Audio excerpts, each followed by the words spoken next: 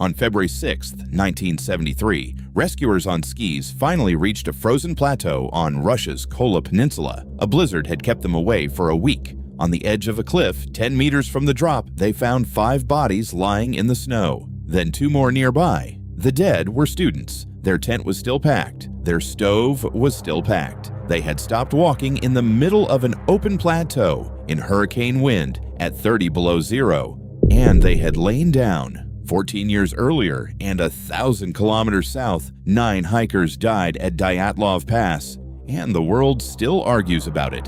You have probably heard that story. Almost nobody outside Russia has heard this one. 10 victims, a faster investigation, a thicker wall of secrecy. Tonight, we open the Russian files on the Chivruay tragedy, January 25, 1973. 10 young people set out from the village of Revda, above the Arctic Circle, into the Lavazaro Mountains. Most of them came from the Kuibyshev Aviation Institute, a school that trained engineers for the Soviet aerospace industry. The leader was Mikhail Kuznetsov. The group included one woman, Lydia Martina, an experienced trekker who worked at a defense electronics plant. Ilya Altshuler, a graduate of the institute, had years of winter routes behind him. 6 of the others were new to this. On paper, the trip looked easy. 6 days on skis, village to village, a beginner-friendly route. They planned to finish in the town of Kirovsk by January 31st. The first day went fine. They crossed a pass and camped at the tree line. On January 26th, the temperature sat at -24. The group crossed the ice of Seda Zero. Stop on that name for a second. Seda Zero is the sacred lake of the Sami people. Local legend says a giant named Kuivas lives in the cliff above the water, and shamans avoided raising their voices near it. The students skied straight across it and climbed up along the Chivruay River. In the forest, they stopped and cooked a hot meal. This is the last moment anyone can fully reconstruct. Film from their cameras developed after the search shows the light dying and snow starting to whip sideways. Every rule of winter trekking said, pitch the tent here, in the trees, and cross the plateau in daylight. Instead, they packed up and walked into the dark, uphill toward open ground. Their diaries give no reason. Searchers read every page later and found no plan, no argument, no note about the weather, just an ordinary trip log that stops. Investigators confirmed the group had food for many days and no schedule pressure at all. 10 people made a decision that killed them, and not one of them wrote down why. What happened on the plateau, we know only from the positions of the dead. The group climbed onto the Chivruay Plateau in darkness as the storm reached full force. A man named Lev Gugel had warned them about the storm forecast earlier that day. He became the last person to see them alive. Up on the plateau, the wind on the Kola Peninsula can exceed 50 meters per second. Rescuers later called that night's weather beyond human limits. The 7 bodies at the cliff edge told the first half of the story. They had stopped 10 meters short of a drop into the cirque of the Chivruay River. In a whiteout, they could not have seen it. It looks like the group halted at the edge of the void, sat down against the wind, and froze where they sat. No tent raised, no snow cave dug. 7 people side by side in the open, but only 7. 3 were missing. And this is where Chivruay stops being a weather story. On February 27th, a month later, searchers found 2 more bodies. Not on the plateau, down in the Chivruay Valley 2 kilometers away, at the mouth of a gorge, lying 10 meters apart. 2 men had left the group and descended a cliff-lined ravine at night in a hurricane. Their wristwatches had stopped around 5 in the morning. Whatever happened up there, these 2 fought their way through the dark for hours after the others stopped moving. The last body took until summer. On June 1st, when the snow finally released the valley, searchers found Ilya Altshuler, the most experienced man in the group. He lay 400 meters from the other 2, alone. 4 months of searching, 3 separate locations, 1 group. The autopsy verdict came fast. Hypothermia. Death by wind and cold. Case closed. And then the case vanished. The Soviet authorities classified the criminal file and the medical reports.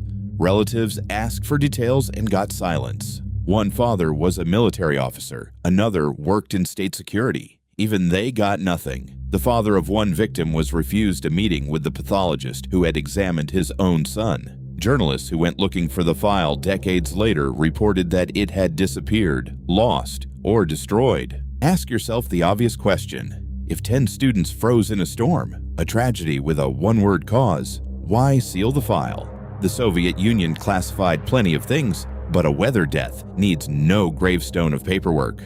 Unless something in those autopsy reports raised questions the state preferred not to answer. Russian researchers who compared the two tragedies noticed details that never made it into Western coverage. Witnesses described darkened skin on the victims, the same strange discoloration reported on the Dyatlov group in 1959, and one researcher documented that on January 27th, the presumed night of death, meteorological rockets were fired in the region in an attempt to break up the cyclone that had brought the extreme cold. An experiment in the sky. The same night, 10 people lay down under it. Coincidence, probably, but it sits in the file we cannot read. The route also carried company. One day behind the Kuibyshev group, a team from the Moscow Aviation Institute walked the same trail. They arrived to find rescue helicopters instead of campfires. Two groups of aerospace students, one day apart, on one remote Arctic route. Some Russian authors find that pattern interesting. The area around Lavazro held military and industrial sites, and every member of the Kuibyshev group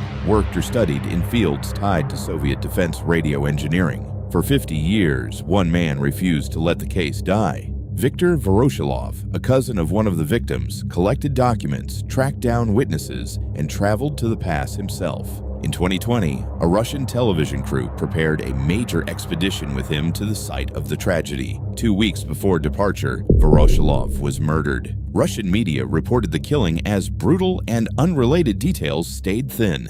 The expedition never happened the way he planned it. The one private investigator the case ever had died violently, half a century after the students he was trying to explain. So what are the theories? The sober one first, because it deserves respect. Veteran rescuers who worked the search insist the weather alone explains everything. A sudden hurricane on an open plateau, night, inexperienced members, and a chain of small mistakes, leaving the forest, crossing in darkness, stopping instead of retreating. In cold that extreme, judgment fails before the body does. Under this version, the two in the valley were the strongest members going for help, and Altshuler tried to follow. The secrecy?